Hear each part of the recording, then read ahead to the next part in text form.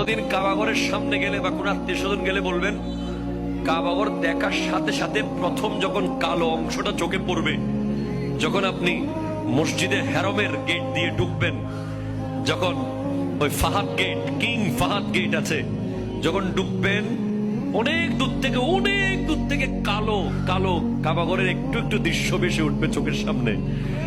তখন দোয়াটা করবেন, কি দোয়া করবেন কয়টা? যখন কয়টা? একটা দোয়াই কবুল হবে দেখার সাথে সাথে। কাবা ঘর দেখার সাথে সাথে প্রথম যে দোয়াটা করবেন ওটা কবুল করবেন কে?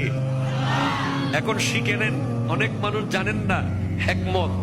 আপনি একটা দোয়া করবেন, একটাই শেষ, একটা সুযোগ পাবেন আপনি, কিন্তু আপনি এমন এক দোয়া করবেন যেন যতদিন ওখানে থাকেন প্রত্যেক দোয়া কবুল হয়ে যায়। এই হিকমতি দোয়াটা শিখে নেন। আপনি বলবেন, আল্লাহ আমি 10, 12, 15 যতদিন এখানে থাকবো, যতগুলো দোয়া করব সব কবুল করে নিয়েন। দোয়া করছেন কয়টা? পাবেন কয়টা?